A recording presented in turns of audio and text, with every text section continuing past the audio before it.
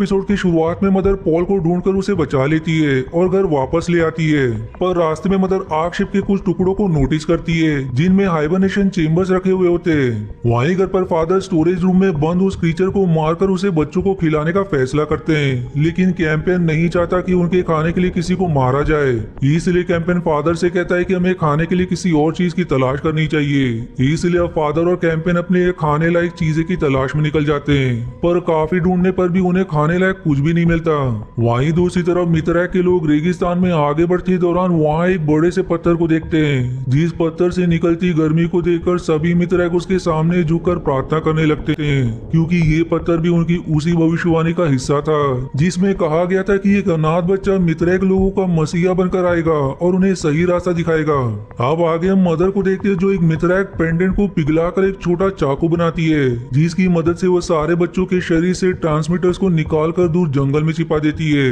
जिन transmitters को Marcus और सू track कर रहे थे, और अब मदर के ऐसा करने के कारण उन्हें लगता है कि मदर ने अपने लोकेशन बदल ली है। तभी उनके लीडर की एक एंड्रॉइड मार्कस पर हमला कर देती है, लेकिन सू मार्कस को बचा लेता है। पर इस हमले के बाद मार्कस को लगने लगता है कि उनके लीडर को मार्कस और सू पर शक होने लगा है कि वो लोग मित्रैक नहीं है और इसीलिए वो मार्कस को मारना चाहता है। वहीं दूसरी तरफ कैंपेन उस क्रीचर को स्टोर रूम में आजाद करने ही वाला होता है, लेकिन फादर वहां आकर कैंपेन को ऐसा करने से मना करता है, जिसकी बाद फादर सभी बच्चों को इकट्ठा करके उन्हें समझाता है कि जिंदा रहने के लिए उन्हें इस क्रीचर को मारकर खाना पड़ेगा, क्योंकि कुछ समय बाद हम लोग अपने आप ही शट डाउन हो जाएंगे और उसके बाद तुम सबको अपना ख्याल खुद ही रखना पड़ेगा। इसलिए बेहतर यही है कि तुम लोग अभी इन क्रीचर्स का शिकार करके इन्हें खाना सीख लो। इसलिए फादर की बात मानकर होली हिम्मत करके उस क्रीचर को मारने के लिए स्टोर रूम के अंदर जाती है, लेकिन बाद में डर के मारे उस क्रीचर को जख्मी करके वहां से बाकी बच्चों के साथ भाग जाती है। अब अगले सीन में हम मदर को देखते हैं जो जंगल में पड़े एक हाइबरनेशन पॉड में से अपने आप को कनेक्ट करके अपनी पूरी यादों को फिर से जीने की कोशिश करती है।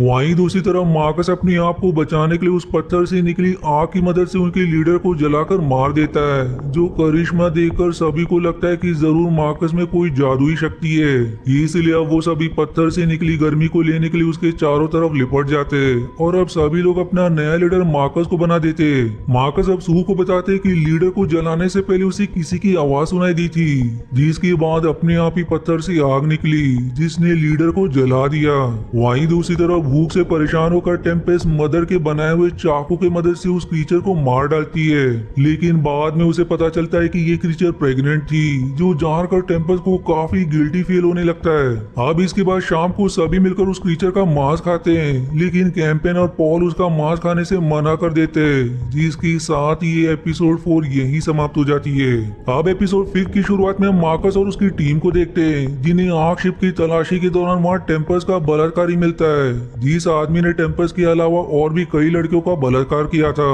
इसीलिए इसे यहाँ जेल में रखा गया था। मार्कस अब उस बलात्कारी को अपने साथ लेकर जाने का फैसला करता है, क्योंकि उसे लगता था कि ये बलात्कारी मदर से लड़ाई के दौरान उनके काम आ सकता था। वहीं इधर कंपेनियन और पॉल नोटिस करते कि वो एलियन क्रीचर गड्ढों में लगी काय को खा रहे, जो देखकर उन्हें लगता है कि शायद ये काय उनके खाने के लायक हो सकती है। इसलिए कंपेनियन उस काय का सैंपल अपने घर ले आता है और सैंपल को चेक करने पर पता चलता है कि ये काय उनके खाने के लिए बिल्कुल सेफ है। अब अगले सीन में हम फिर से उस बलात्कारी को देखते हैं जो सोल से प्रार्थना कर रहा होता है, जिसकी बातों से हमें पता चलता है कि उसे सोल ने ये सारे बलात्कार करने के लिए कहा था और उसे भी मार्कस की तरह आवाजें सुनाई देती थी। अब मार्कस के लीडर बनने के बाद उसके ग्रुप में मौजूद एक लड़की मार्कस से फ्लर्ट करने लगती है। वहीं अगले सीन में हम मदर को देखते हैं जो हाइबरनेशन चेम्बर की मदद से वर्चुअल रियलिटी में जाती है, जहां मदर को पता चलता है कि पहले वो मित्रा के लिए काम करने वाली एक नेक्रोमैंसर थी, लेकिन बाद में उसे एक एथियस्ट ने अगवा करके उसे रिप्रोग्राम कर दिया, क्योंकि ये एथियस्ट भी पहले एक मित्रैक था, लेकिन बाद में इसने सोल को मानने से इनकार कर दिया और एक एथियस्ट बन गया। इस एथियस्ट का नाम भी कंपेनियन था और कंपेनियन ने मदर को रिप्रोग्राम करके उसमें इंसानों के लिए फीलिंग्स डाल दी और फिर फादर के साथ केपलर 22 भी प्लैनेट पर एक एथियस्ट इंसानों की सोसाइटी बनाने के लिए भेज दिया। पर मदर को यहाँ भेजने से पहले कंपेनियन ने उसकी पिछली सारी मेमोरीज मिटा दी थी और अब मदर अपने पास के बारे में जानकर थोड़ी इमोशनल हो जाती है। अब इसके बाद वापस घर आकर मदर देखती है कि टेम्पस ने कुछ खाकर आत्महत्या करने की कोशिश की है, लेकिन मदर उसे उल्टी करवाकर उसकी जान बचा लेती है और फिर वो टेम्पस से वादा करती कि अब मैं किसी को भी मरने नहीं दूंगी। फिर सीन जंगल में शिफ्ट होता है, जहाँ हम एक स्ट्रेंजर को देखते हैं जो मदर के छिपाए हुए ट्रांसमीटर्स का इस्तेमाल मित्रैक के लोगों को अपनी जाल में फंसाने के लिए करता है। और जब उसका सामना मित्रैक से होता है तो वो काफी लंबी लंबी छलांग लगाकर वहां से भाग निकलता है। अब इसके बाद जब रात को मार्कस सू के साथ इंटीमेट हो रहा होता है तो वो देखता है कि ऊपर लगे हुए आईने में उसकी शक्ल बिल्कुल उस बलात्कारी जैसी लग रही है और उसने मदर के बनाए हुए चाकू से ही सू का गला काट दिया। अब अगली सुबह मार्कस की टीम मदर के घर को ढूंढ लेते हैं, जहां वो देखते हैं कि सभी बच्चे वहीं मौजूद है, जिसकी 7 एपिसोड 5th यहीं समाप्त हो जाती है। अब एपिसोड 6 की शुरुआत में हम देखते हैं कि अब मदर डेली जंगल में मौजूद हाइबरनेशन चेंबर में जाकर उसके क्रिएटर से वर्चुअल रियलिटी में मिलती है। पर मदर की इस हरकत को फादर और मार्कस भी नोटिस करते हैं, जिसके बाद अब मार्कस अपनी टीम के साथ ये पता करने के लिए जंगल में जाता है कि आखिर मदर रोजाना जंगल में क्यों जाती है। वहीं इधर घर पर लकड़ियां इकट्ठा करते वक्त हंटर को मार्कस का छोड़ा हुआ एक फूड कैन मिलता है, जिसे देखकर हंटर और होली समझ जाते हैं कि मित्रैक इनके आसपास ही है और इन पर नजर रखे। आप घर पर कंपेनियन और पॉल मदर की दी हुई पजल को सॉल्व कर रहे होते, जिसे सॉल्व करने पर कंपेनियन को 20 मिनट लग जाते, पर उस पजल को पॉल 2 मिनट में ही सॉल्व कर देता है, जो देखकर कंपेनियन पॉल से थोड़ा जेलस फील करने लगता है। वहीं दूसरी तरफ जंगल में मार्कस और सू को एक हाइबरनेशन चेंबर मिलता है, जिससे अब मार्कस समझ जाता है कि मदर इस हाइबरनेशन चेंबर को यूज करने के लिए जंगल में आती है। इसलिए वो प्लान बनाता है कि अगली बार जब मदर हाइबरनेशन चेंबर की मदद से वर्चुअल वर्ल्ड में जाएगी तो उस समय वो हाइबरनेशन चेंबर में बॉम्ब लगाकर मदर को खत्म कर देंगे। वहीं दूसरी तरफ पॉल अब काई खाते खाते परेशान हो चुका था, इसलिए अब वो भी क्रीचर का मांस खाना चाहता था, लेकिन पॉल खुद क्रीचर को मारना नहीं चाहता था, इसलिए वो क्रीचर को मारने के लिए एक फंदा बनाता है। और अब कंपेनियन को जब इस बात का पता चलता है तो वो गुस्से में पॉल की पिटाई कर देता है, लेकिन तभी फादर वहां जाते, जो कंपेनियन को पकड़कर मदर के पास ले जाते। यहाँ मदर कंपेनियन को समझाती है कि वायलेंस से प्रॉब्लम सॉल्व नहीं होती, बल्कि ये ज्यादा ही बढ़ जाती है, लेकिन कंपेनियन मदर की बात को इग्नोर करके वहां से चला जाता है। अब अगले दिन मदर वापस हाइबरनेशन चेंबर में जाती है, जहाँ उसे पता चलता है कि दरअसल वहाँ एक वायरस मौजूद था, जो उसकी क्रिएटर कंपेनियन के रूप में उससे वर्चुअल रियलिटी में मिलता था। और अब ये वायरस मदर से कहता है कि तुम बहुत स्ट्रांग हो और जो कुछ तुमने अब तक वर्चुअल रियलिटी में देखा था वो सच में तुम्हारी पास की मेमोरीज थी। जिसके बाद मदर और वो वायरस आपस में इंटीमेट होने लगते हैं। वहीं बाहर की तरफ मार्कस और उसकी टीम हाइबरनेशन चेंबर के चारों तरफ बॉम्ब लगा देते हैं, लेकिन किसी टेक्निकल प्रॉब्लम की वजह से बॉम्ब ब्लास्ट नहीं होता और तभी मदर को होश भी आ जाता है, जो मित्रैक्स को वहां देखकर वो अपने नेक्रोमेंसर फॉर्म में आ जाती है और फिर मार्कस की टीम पर हमला कर देती है। पर मार्कस और उसकी टीम के कुछ मेंबर्स अपनी जान बचाकर वहां से भाग निकलते हैं, जिसके बाद अब मदर अपने बच्चों को बचाने के लिए अपने घर की तरफ भागती है। वहीं दूसरी तरफ घर पर सू कुछ मित्रैक्स सोल्जर्स के साथ मिलकर हमला कर देते हैं और फिर बाकी सोल्जर्स और फादर के बीच लड़ाई शुरू हो जाती है। पर फादर अब एक एक करके मित्रैक्स सोल्जर्स को मारने लगते हैं, लेकिन हंटर सभी बच्चों को लेकर मार्कस की शिप में जाता है और वहां वो लाउड स्पीकर की मदद से मित्रैक्स सोल्जर्स को फादर की लोकेशन बता देता है, जिसके बाद वो फादर को ढूंढकर उसे घेर लेते हैं और अब वो फादर को मारने ही वाले होते हैं, लेकिन तब तक मदर वहां आकर फादर को बचा लेती है। पर तब तक फादर मित्रैक्स सोल्जर्स के साथ हुई लड़ाई में काफी घायल हो चुके होते हैं। वहीं दूसरी तरफ पॉल और सू जंगल में मार्कस से मिलते, जहां सू मार्कस को बताती है कि मदर अब भी जिंदा है, इसलिए मार्कस मदर को मारने के लिए एक और प्लान बनाता है, जहां वो पॉल को वापस मदर के पास जाने को कहता है, जिसके अनुसार फिर पॉल सही मौका देकर मदर की आंखें चुराकर बाहर भाग आएगा और जब मदर पॉल का पीछा करते हुए बाहर आएगी तो मार्कस मदर पर हमला करके उसे मार देगा। पर सू पॉल को वापस मदर के पास भेजने से मना करती है, लेकिन मार्कस उसकी बात को नजरअंदाज कर देता है। आप प्लान के मुताबिक पॉल वापस मदर के पास चला जाता है और रात के वक्त सही मौका देकर पॉल मदर की आंखें चुराकर बाहर भाग जाता है। और अब जैसी मदर पॉल का पीछा करते हुए बाहर आती तो मार्कस मदर पर हमला करके उसे बुरी तरह से घायल कर देता है और अब वो मदर को मारने ही वाला होता है कि तभी उसे सोल की आवाज सुनाई देती है, जो मार्कस से कहती है कि वो मदर को ना मारे और उसे जिंदा रखे। इसलिए मार्कस मदर को मारने की बजाय उसे कैद कर लेता है और अब पॉल मदर की ऐसी हालत देखकर मार्कस से डरने लगता है, लेकिन मार्कस उसे प्यार से अपने पास बुलाता है और उसे मदर की आंखें लेकर उसे गले लगा लेता है, जिसके साथ ही एपिसोड 6 यहीं समाप्त हो जाती है। अब एपिसोड 7 की शुरुआत में कंपेनियन जब घायल मदर को देखता है तो वो काफी इमोशनल हो जाता है और गुस्से में चिल्लाते हुए पॉल से सवाल करता है कि मदर ने तुम्हारी जान बचाई थी, फिर तुमने उसे धोखा क्यों दिया। पर पॉल कंपेनियन के सवाल का कोई जवाब नहीं देता,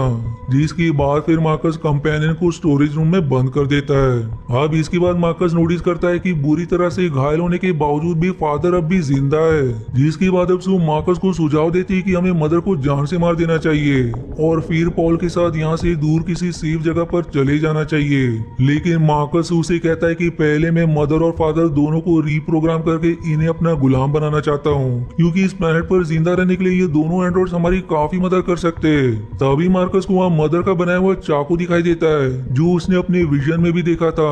और इसके बाद अब मार्कस सू की तरफ अजीब नजरों से देखने लगता है। जिसके बाद अब वो मदर से जाके मिलता है जिसे मार्कस के साथियों ने रस्सियों से बांधा होता है। मदर अब मार्कस से कहती है कि मैं जानती हूँ कि तुम्हें एथिस्ट हो जो प्लास्टिक सर्जरी की मदद से किसी मित्रैक्स की शक्ल बनाकर मित्रैक्स के बीच रह रहे हो, क्योंकि मैंने पहले ही तुम्हारा चेहरा स्कैन करके इसका पता लगा लिया था। अब अगले सीन में हम फादर को देखते हैं जिसे मार्कस ने रीप्रोग्राम करके अपना गुलाम बना लिया है। लेकिन फादर की एक उंगली अब भी फादर के कंट्रोल में थी। वहीं दूसरी तरफ मित्रैक बैप्टिज्म के जरिए कंपेनियन को मित्रैक बनाने के लिए तैयारी कर रहे होते हैं। और वहीं दूसरी तरफ पॉल अपने सपने में मित्रैक्स के शहर को देखता है, जिसके बाद वो पत्थरों से उसका एक छोटा सा मॉडल बना देता है। अब ये देखकर मित्रैक्स को लगता है कि पॉल ही उनका मसीहा है, लेकिन भविष्यवाणी के हिसाब से मसीहा एक अनाथ लड़का होगा। लेकिन मित्रैक्स ये बात नहीं जानते थे कि पॉल अभी एक अनाथ है जिसके माता पिता को कैलेब और मैरी ने मार दिया है। फिर अगले सीन में हम टेम्पेस्ट को देखते हैं जो चुपके से खाना लेकर कंपेनियन के पास जाती है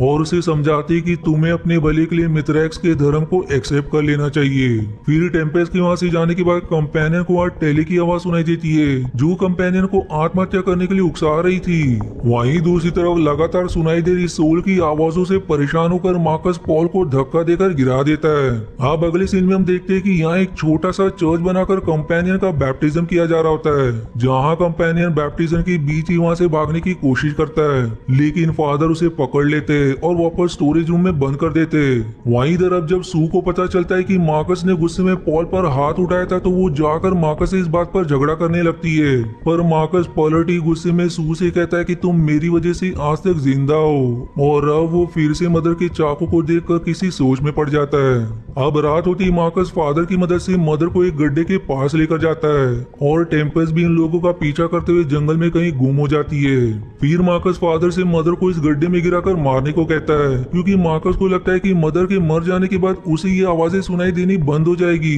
इसीलिए अब फादर मजबूरन मदर को एक गड्ढे में गिरा देते। लेकिन फादर की एक उंगली अब भी उनके कंट्रोल में थी, इसलिए वो उसी उंगली की मदद से रस्सी को पकड़कर मदर को बचा लेता है। जिसी बीच मार्कस को फिर से विजन्स आने लगते हैं, जिसमें वो अपने ही पास के वजन कैलेब को देखता है। अब कैलेब और मार्कस की भी फाइट शुरू हो जाती है, जिसमें मार्कस गलती से अपने आप को ही घायल कर लेता है, जिस बात का फायदा उठाकर मदर रस्सियों के सहारे गड्ढे से बाहर आ जाती है। अब इसके बाद मदर फादर से वादा करती है कि वो जल्दी फादर और सभी बच्चों को बचाने वापस आएगी। वहीं मार्कस को अभी सोल की आवाज सुनाई दे रही होती है जो उससे कह रही थी कि मदर को जिंदा छोड़ दो और उसे जाने दो। दूसरी तरफ पॉल को चर्च में उसका खोया हुआ चूहा वापस मिल जाता है और तभी फादर वहाँ जख्मी मार्कस को लेकर आते हैं, जिससे अब मार्कस को लगने लगता है कि वो भविष्यवाणी वाला मसीहा मार्कस खुद है, जिस बारे में वो तुरंत सू को बताता है, जो बताने के तुरंत बाद वो वहीं बेहोश हो जाता है, जिसके साथ ये एपिसोड 7 यहीं समाप्त हो जाती है।